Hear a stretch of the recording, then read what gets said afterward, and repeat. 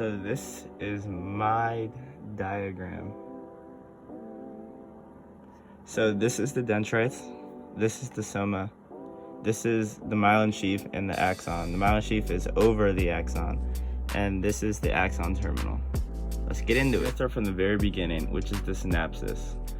As you can see, the synapses is the space between the two neurons where the neurotransmitters travel, and it's also not there because it's the space in between. So the next one is the dendrites, and the dendrites is the beginning of the neuron where the message is received. So this is the dendrite. Then moving on to the soma. The soma slash cell body is where the message is processed and becomes an action potential, and it's considered the brain. The next one is the axon.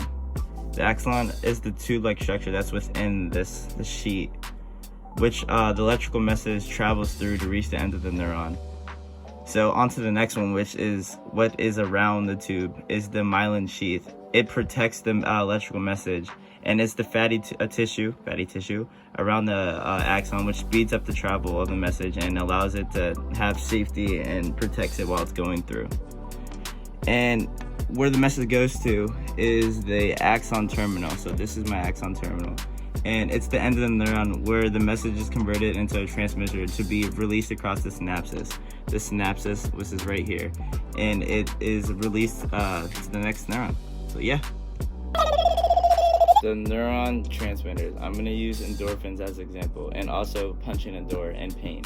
So basically, say that you punch a door or a wall or something, the news of you punching the door is going to travel through your neurons from the synapses, all the synapses, and the dendrites, then through the soma where it's going to be processed, and the message is going to travel through the axon, then through the axon terminal. Then it's going to repeat that process over and over again until it gets to the brain. So when the pain signal reaches the brain, it's gonna release endorphins, and it's gonna muffle the pain or just inhibit it in general. So that is the example of endorphins that are neurotransmitters. And also when it reaches the brain, it'll send a signal back down to your hand, basically telling it to grab your hand, because like usually when you punch something, like you either like rub your hand or like you just yank it away from whatever you punch or something along those lines.